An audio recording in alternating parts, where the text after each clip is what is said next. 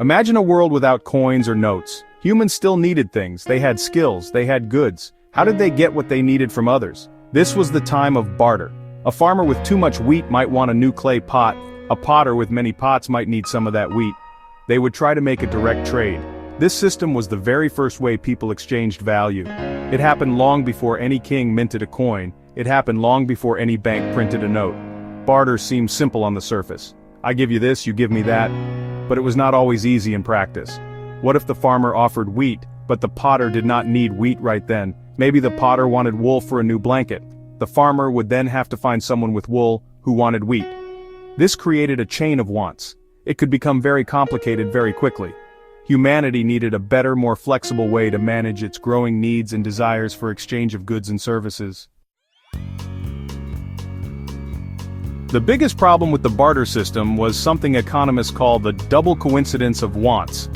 For a trade to happen successfully, I must want what you have. At the very same exact time, you must also want what I have. If either of these conditions is not met, then no trade can take place. This absolute need for a perfect match made life very difficult for people. It severely limited the number of possible trades that could occur. It also meant that people might not always get what they truly needed or wanted. They might have to settle for something less ideal, just to make any trade at all. The many limitations of barter pushed humans to search for a more flexible and reliable medium of exchange. As human societies grew larger and more complex, the inherent problems with the barter system became increasingly obvious and troublesome.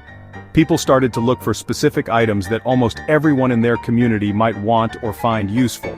These items became the very first forms of what we now call commodity money. This means the money itself had intrinsic value. It was not just a promise, it was a useful thing in its own right.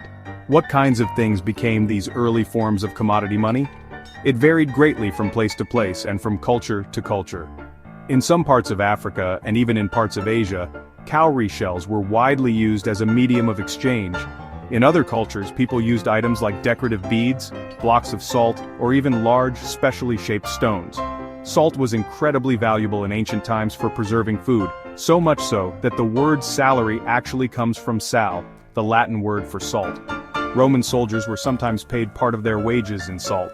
Gradually, over many centuries, metals like gold, silver, and copper started to become increasingly popular choices for commodity money. Metals possessed many distinct advantages over other commodities. This important shift towards using metals laid the essential groundwork for the next big invention in the history of money coins. Using simple lumps or pieces of metal as money was certainly an improvement over direct barter, but it still had its own set of practical problems. How could you be absolutely sure that the metal you received was pure? How did you know its exact weight without special equipment?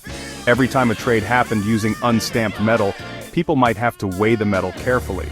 They might also have to test its quality, perhaps by cutting into it or using a touchstone. This was a time-consuming process.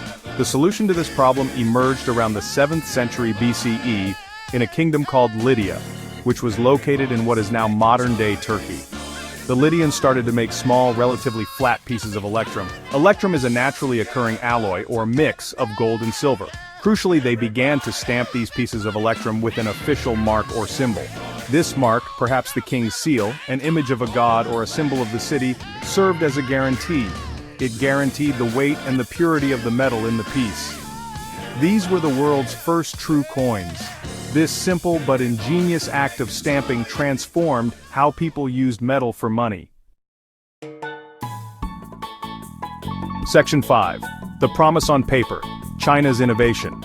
For many long centuries, coins made of precious metals like gold and silver were the main and most trusted form of money across much of the globe.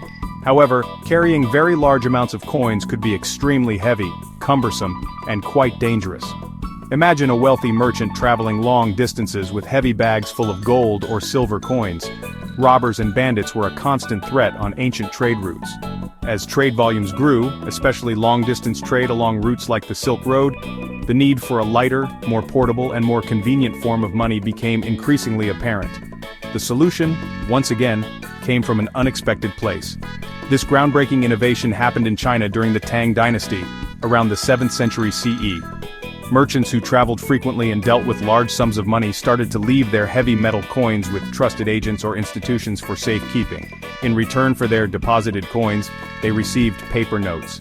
These notes were essentially receipts, or promises, from the agent. These early forms of paper money were colloquially called flying money, fakian, because they were so much lighter than coins and seemed to fly across distances, making commerce easier. Section 6. Spreading the word, paper money goes global. While China was pioneering the use of paper money for centuries, the idea took a very long time to catch on and be accepted in other parts of the world. Europe, for instance, continued to rely heavily on metal coins made of gold, silver, and copper for many centuries after Marco Polo's detailed reports about Chinese paper currency reached its shores. The fundamental concept of money being just a piece of paper, representing value rather than being inherently valuable itself, was difficult for many people and societies to accept. Trust was the absolute key issue here. People trusted gold and silver because these metals had an intrinsic, recognized worth. Paper, on the other hand, was just paper. Its value seemed far more abstract and less secure. The first European banknotes appeared much later than in China, emerging around the 17th century. Some of the earliest examples of these notes were issued by goldsmiths in England. People would deposit their valuable gold and silver coins with these goldsmiths, who had secure vaults for safekeeping. The goldsmiths, in turn, would issue written receipts for these deposits. Soon, people began to trade these goldsmiths' receipts directly with each other, instead of going back to the goldsmith to withdraw their coins for every single transaction. Section 7. Banks and Balances, the Age of Modern Finance. With the widespread adoption of paper money and the growth of organized banking institutions, the financial world became significantly more complex and sophisticated. Banks did much more than just store people's money safely or issue paper notes. They started to lend money to individuals and businesses, charging interest for this service. This practice of lending allowed businesses to obtain the capital they needed to invest in new equipment, expand their operations, and create more jobs. It allowed individuals to borrow money to buy homes, pursue education, or start their own ventures.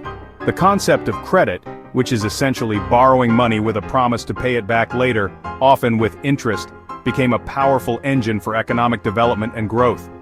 Modern capitalism is deeply intertwined with this system of credit and banking. Banks also played a crucial role in facilitating payments between people and businesses. Instead of everyone needing to carry large amounts of physical cash for all their transactions, people could start using checks. A check is simply a written order from an account holder to their bank, instructing the bank to pay a certain amount of money from their account to another person or entity. This method was generally safer and more convenient for handling larger sums of money compared to cash. Section 8. Digits and Data Money in the Computer Age. The invention of computers and the internet transformed money into electronic digits stored in databases. Salaries are now direct deposits, just changes in numbers on screens. We pay bills and transfer funds online, rarely handling physical cash. Credit and debit cards made transactions faster and more convenient. These technologies reduced our reliance on physical cash. Section 9. The Crypto Revolution, Bitcoin and Beyond. In the year 2008, amidst a global financial crisis that shook trust in traditional banking systems, a mysterious person or group of people using the pseudonym Satoshi Nakamoto published an influential paper. This paper outlined a new kind of purely digital money, Bitcoin. This event marked the birth of cryptocurrency. Bitcoin is a digital currency that is notably not controlled by any central bank, government, or single financial institution. Instead, it relies on a decentralized distributed ledger technology called a blockchain. This was a truly radical and disruptive idea. For thousands of years, money had always been linked to some form of central authority, whether it was a king stamping his image on coins or a national government printing paper currency. Bitcoin and the many other cryptocurrencies like Ethereum, Litecoin, and others that followed in its wake aimed to create a peer-to-peer electronic cash system. This means that transactions can happen directly between users without needing an intermediary like a bank. All transactions are recorded on a public distributed ledger, the blockchain, which is maintained and validated by a vast network of computers spread around the world. This distributed nature is intended to make transactions transparent and, in theory, highly resistant to censorship or control by any single entity.